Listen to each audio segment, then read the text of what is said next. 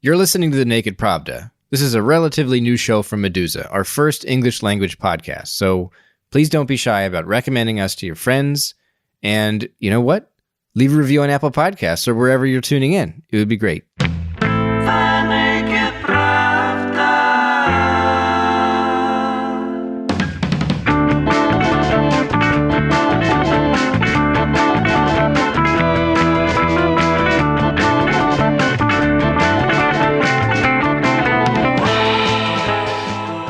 Welcome to The Naked Pravda, a podcast that highlights how Meduza's top reporting intersects with the wider research and expertise that exists about Russia. I'm your host, Kevin Rothrock, the managing editor of Meduza's English language edition. And I'm going to be honest with you.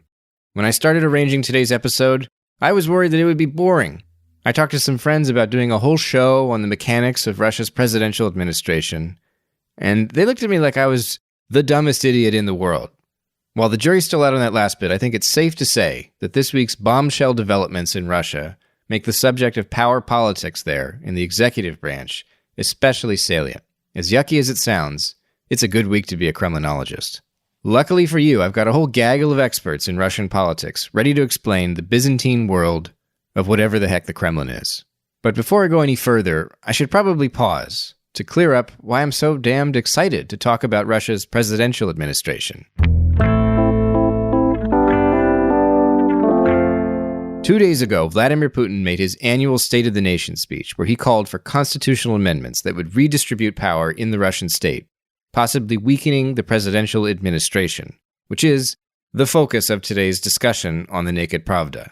And then his entire cabinet stepped down, and longtime Prime Minister Dmitry Medvedev was moved, some would say demoted, to a new number 2 spot on Russia's Security Council. It's still early days, but some of what Putin proposed includes amending the procedure for appointing government ministers, giving the parliament the right to name top officials, forcing the president to consult with the upper house of parliament when appointing the heads of state security agencies, limiting presidents to 2 terms, no more of this 2 consecutive terms business, raising residency requirements on presidential candidates, and enshrining the state council, currently just an advisory body, as a state agency.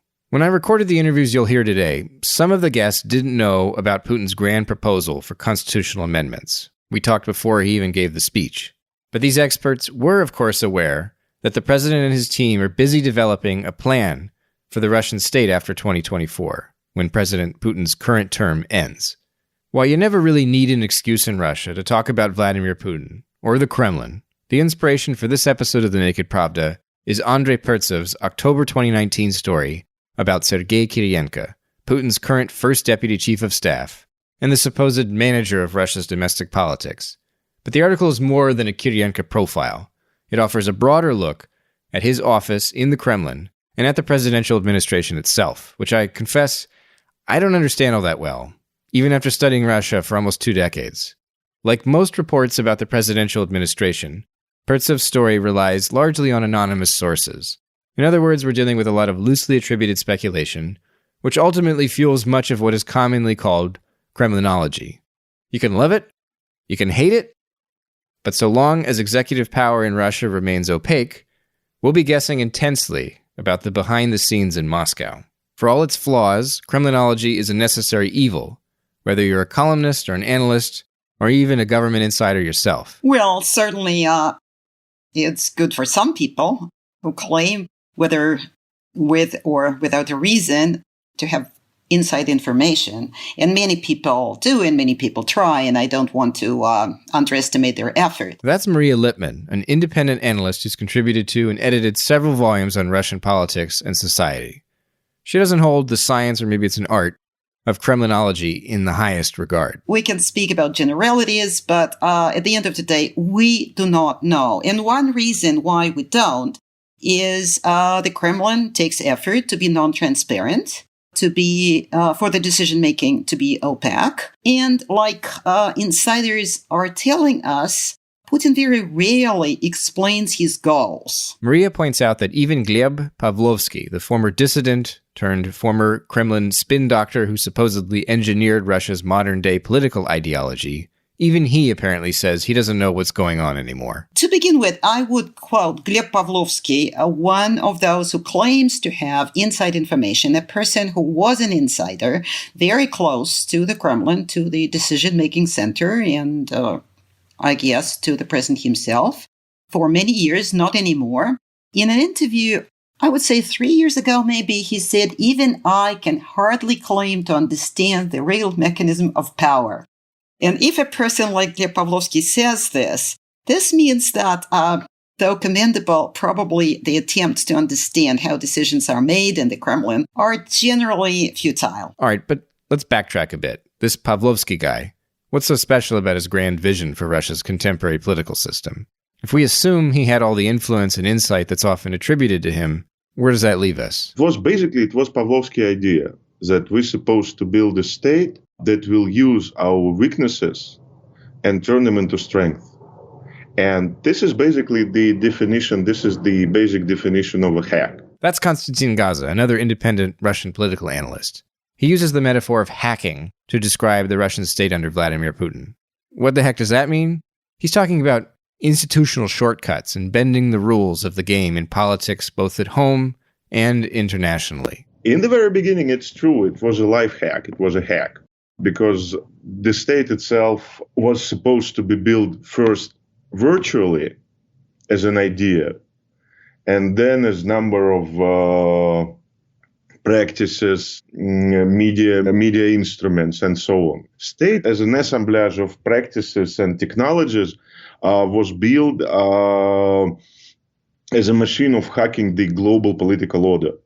Because it was no place for Russia in global political order 20 years ago. But like 20 years ago, nobody could imagine that these hacks would turn into ideology, would turn into something that will drive politics. Not just the sources of strengthening the state power, but its inner drive, its inner impulse, its inner momentum. Konstantin also recognizes the challenges inherent in guessing at Putin's inner circle. I mean, we don't even know where this guy takes his meals. Because we don't know what he's doing, because we don't know what president is doing for third part of his job time. Have you ever seen pictures of Putin dining in sort of informal frame? Never. Only with Medvedev. Only with Medvedev. But there are lots of people. They are inside. They speak with him, and it is happening. It is happening from the outside to all state mechanisms that we know. By now, you probably get it. We're dealing with informal power, and that makes it hard to track and measure. One political consultant told Meduza's Andrei Pertsev, anonymously, of course, that the structure that's literally closest to Putin inevitably gets informal leverage because all the power of the country is concentrated in Russia's executive branch. And Putin's presidential administration, at least while he's still president, is the group managing his schedule and even his private dinners. I guess I like to use the term the Kremlin to refer to both Putin and the broader presidential administration apparatus. That's Brian Taylor, a political science professor in the Maxwell School at Syracuse University. He wrote a book called The Code of Putinism, all about how the mentality of Putin and his team has shaped Russian politics. So I think if we look at legislation that refers to the structure of Russian politics, the presidential administration is not singled out as a powerful political body. So in that sense, it doesn't have formal authority vested in it by the Constitution or by other laws the way the various components of the government, the ministries, the Duma, the Federation Council, and all the other actors have a more explicit place in the formal institutional structure. This is how he explains the presidential administration's power. But I think it's fair to say that it plays an essential role in the system and in some ways is more powerful than some of those other parts of the state that are enumerated more specifically in law. So if we just think back to where the administration sits, they took over the buildings that were formerly occupied by the Central Committee of the Communist Party. Those are the people who are working more closely on a daily basis with the president than various government ministers and that sort of thing. So I think that's right to say that although it does not have constitutional formal power at the level of the other actors. It has this informal power that comes from being close to the president, working directly for the president, helping the president shape an agenda and try and implement that agenda in a way that is somewhat separate from the more kind of institutional work that the various ministries are doing. As Russian officials press ahead with Putin's new plan to reform the constitution and ostensibly weaken the presidency, you can expect even more talk about Russia's informal politics. One of the most familiar concepts you'll find in this discussion is the idea that Russian politics breaks down into clans. Now, the word clan is problematic, admittedly, but Brian says it's still maybe the best analytical prism we've got. First thing to say about clans is it's a way to think about Russian politics that calls attention to how much is going on informally outside the formal institutionalized structures of power. All political systems have some degree of these informal relationships shaping outcomes. I think in the Russian context, they're more predominant than they might be in a well-institutionalized advanced democracy. One person I quote in the book on this issue is Gleb Pavlovsky, who was an important advisor to Putin for about the first 11 or so years of Putin's rule. And he says in one of his books that Putin has this dual role in the system. He's simultaneously the president of the formal system and the boss of the informal system. And I think that's a good way to think of it. This is not a literal mafia state. This is like the analogy is sort of conceptual. There are people who like to use the term mafia state to refer to current Russian politics. I think that is probably an inappropriate label because it conjures up all sorts of images in people's minds that maybe isn't helpful for thinking about how the political system works. I think clan works as long as we take it with the proviso that these are not blood clans. These are informal groupings. But I think the important thing to remember is that these clans, they cut across the boundary between the state and the private sector, between different institutions within the state. And it all has to do with the question of whose person is this, right? To whom are they connected in the system? Who is their patron?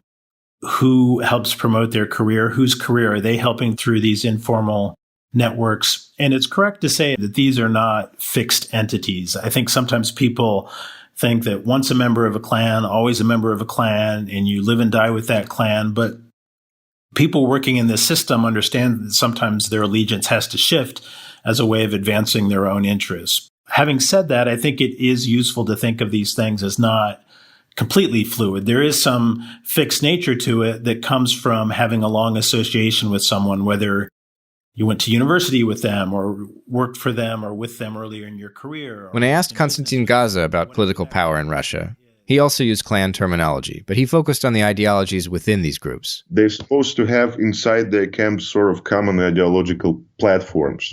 We have neoliberal ideology, we have statist ideology, and we have guys who are mixing spirituality with statist ideology. Three ideological platforms. But inside clans, no clans. Very fluid coalitions.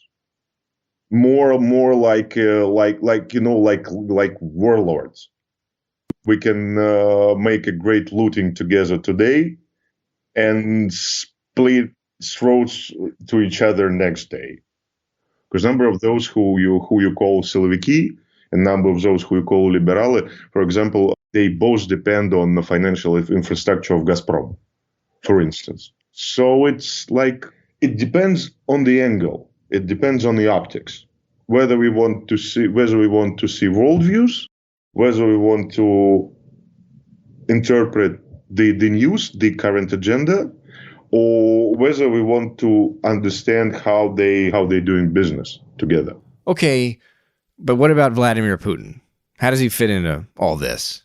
Konstantin says Putin is an arbiter above these groups, and one of Putin's biggest contributions to the system is that he's forced everybody into a kind of financial codependence. One of great Putin's inventions is that he forced them into partnership with each other. This is sort of a guarantee that if something happened, at least they will have some business interests in common. and having business interests in common will protect him as a leader from a number of very unpleasant things, like coup d'etat or something. Thinking about Putin's role in Russia's clan system, you start to wonder what he wants from the state as a whole. You could find people who accuse him of authoritarian appetites just as easily as folks who celebrate him for rebuilding the federal government.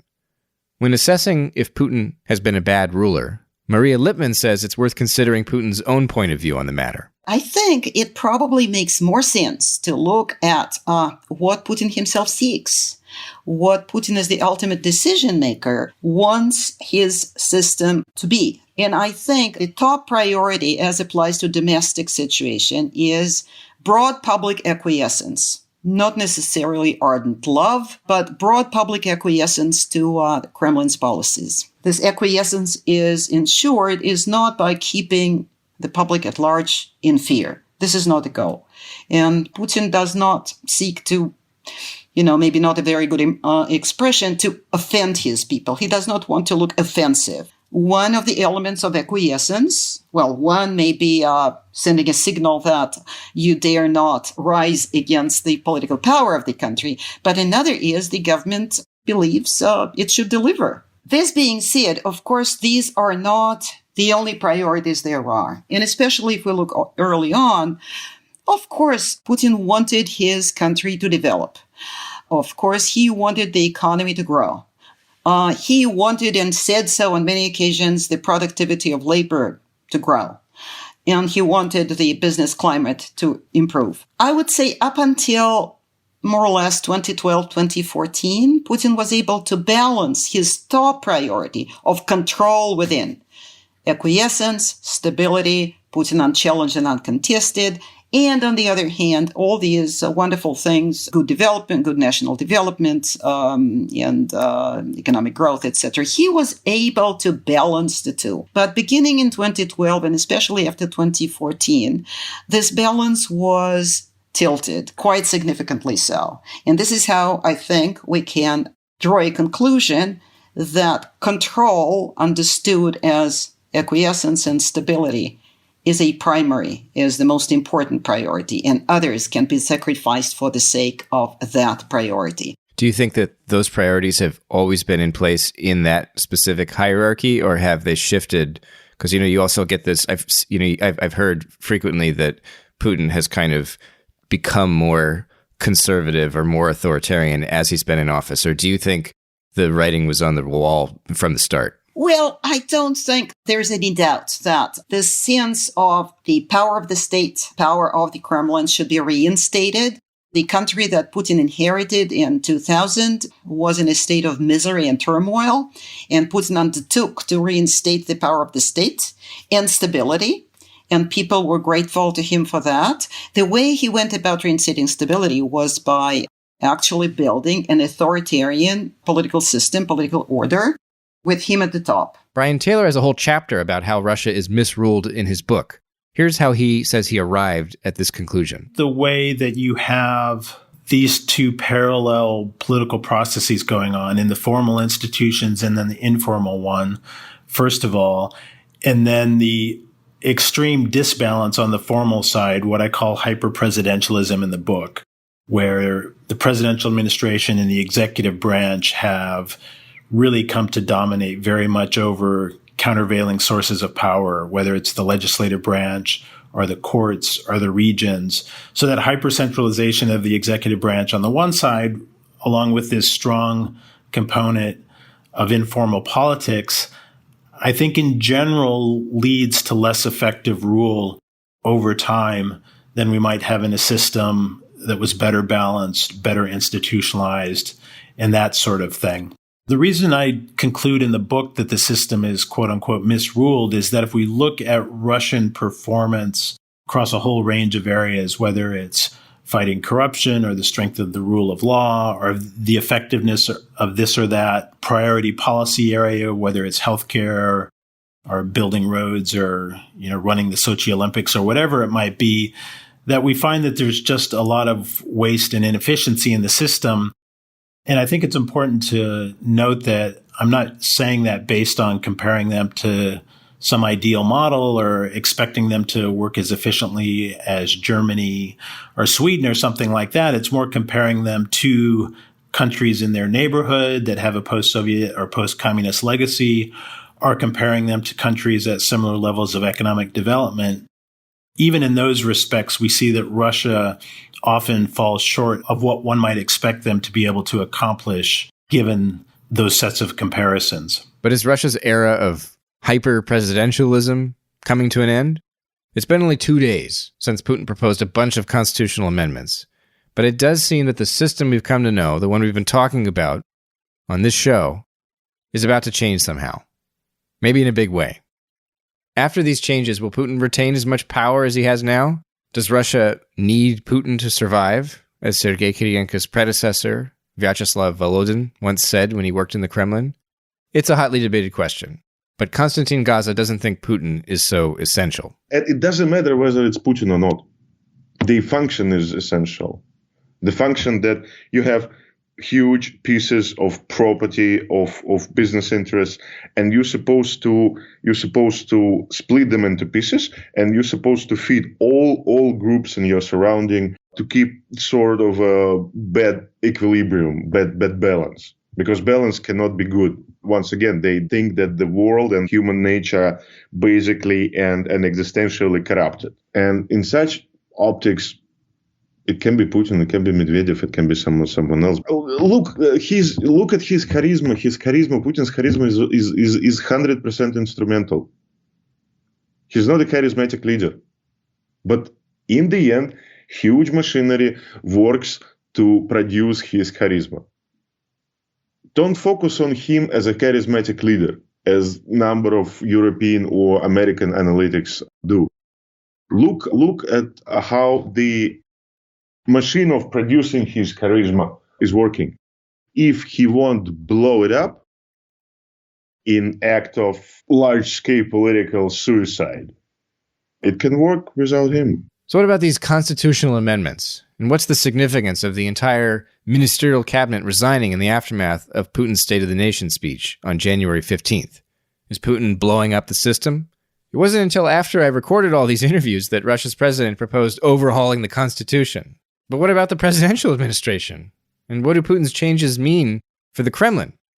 I had to know.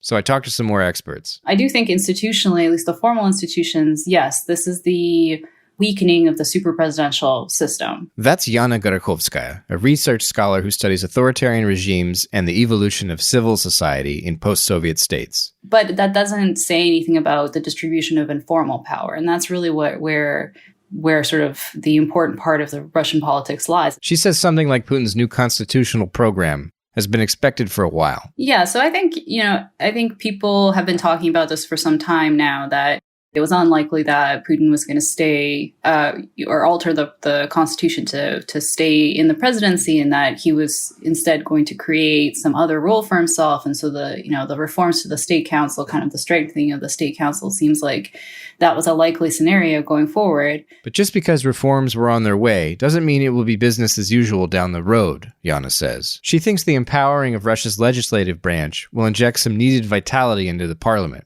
where there are important elections coming next year. Formal institutional power matters.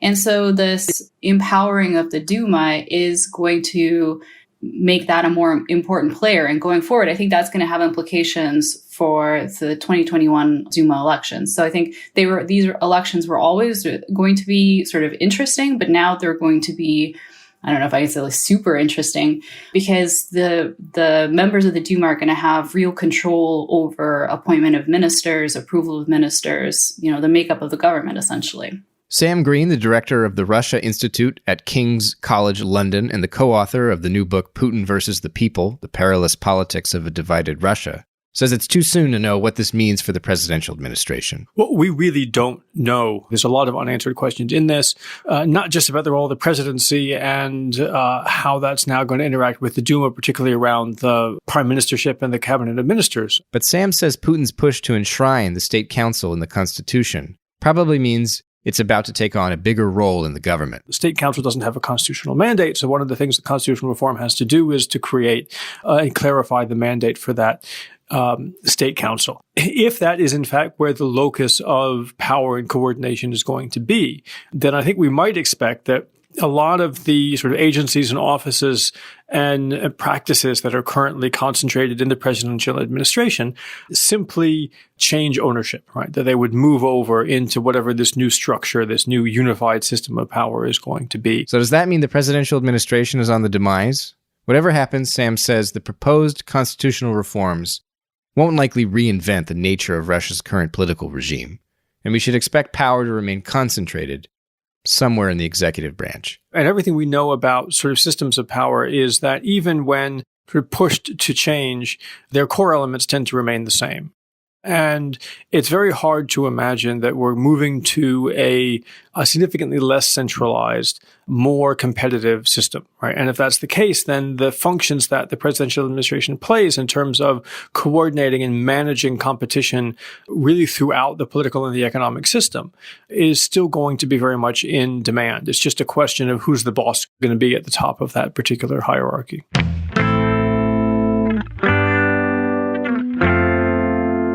The presidential administration, in some form or another, will survive. That's Mark Galeotti, an expert in modern Russia with too many positions and accolades to list here, and whose most recent book is called We Need to Talk About Putin. He shares Sam Greene's interest in the State Council's future. The question is, in some ways, whether or not it transitions across to other roles, whether, for example, we actually see the White House and the prime ministerial administration becoming more important. And also, if the State Council becomes a more important body, which is one of the lines of speculation as a potential landing point for Putin in 2024, then that almost certainly will also acquire its own secretariat. You know, we've come all this way, and we haven't really explained what the State Council is. To be honest, I myself didn't really know. Advisory body is the phrase I've seen thrown around. I asked Mark what this means. The State Council is essentially an advisory body. It is basically a bunch of the presumed great and the good who are there to give the president the benefit of their wisdom. As such, it has no real weight within the current system. Therefore, I think this is why it would have to be a very clear constitutional change to give it the kind of muscle that will be required for it to become Putin's new home. What is the difference exactly between the Security Council and the State Council? This is the interesting thing. There's a lot of discussion about the Security Council, which is, after all, a very sort of shadowy body. To some people, the Security Council is essentially the new Politburo, a crucial center. For others, it's just basically a kind of a retirement home for septuagenarian siloviki. My view is that it's actually quite a powerful institution. But it's the institution, it's not one that actually gives orders. It's the place where a whole variety of different security-related head honchos get together to resolve their disputes, to be briefed on what the new policy is. The problem is this. It's very hard to distinguish between the actual power of the Security Council and the power of Patrushev, its secretary. I mean, he, in some ways, is more powerful than the Security Council, and therefore he adds his weight to it. Because before Patrushev, many of the Security Council secretaries were frankly lightweights and transitory. So in some ways, the Security Council is just one of these institutions where we don't really know what the institutional weight is, and we won't really see it until Patrushev goes. In terms of Medvedev joining this group, the Security Council, his position is going to be something new, apparently. He'll be deputy to Putin, not to Patrushev. Not to Patrushev. But again, you see, this is the interesting thing. I mean, Putin is chair, so absolutely, he chairs the meetings. But in many ways, the meetings are, I would suggest, one of the least important elements of the Security Council's work. Yes, they are where the various ministers and heads of agencies get together and they hear a report on how the military is doing or whatever. Big deal. The real importance of the Security Council is in the Secretariat and is in all the kind of behind the scenes where the second, the third, and the fourths in command can get together. The ad hoc study groups that are arranged to address various issues, all the complex work in brokering the different stakeholders to form like the new national security document and so forth. All this kind of tedious stuff, the sort of thing that we see done within the executive office of the president in the United States or cabinet office in the UK. Now, that's not the kind of thing that if you are an honorific deputy chair, you're likely to be involved in. So unless they very much change the way the Security Council works, essentially Medvedev's been given the job of deputy figurehead. You've been listening to The Naked Pravda, a podcast that highlights how Meduza's top reporting intersects with the wider research and expertise that exists about Russia. Today we looked at a lot. My goodness, it was a lot. Following on a story last fall by Meduza's Andrei Pertsev about the Kremlin's supposed domestic politics mastermind, Sergei Kirienko, we dove deep into the nature of the presidential administration and talked to 3 experts on Russian politics, Maria Lipman, Konstantin Gaaze, and Brian Taylor. Then, in the wake of Vladimir Putin's proposal for sweeping new constitutional amendments and the resignation of his entire ministerial cabinet, we got insights from another 3 experts, Yana Gorokhovskaia, Sam Greene, and Mark Galeotti. Before we go, I'd like to emphasize what every guest told me before graciously sharing their ideas about Kremlin politics. Much of this is based on speculation and intuition. Reasonable and informed people can come to very different ideas about Russia's present and future. And it's simply too soon for answers to many of the questions that burn hottest right now. But I don't think that means it's dumb to ask or foolish to analyze and interpret.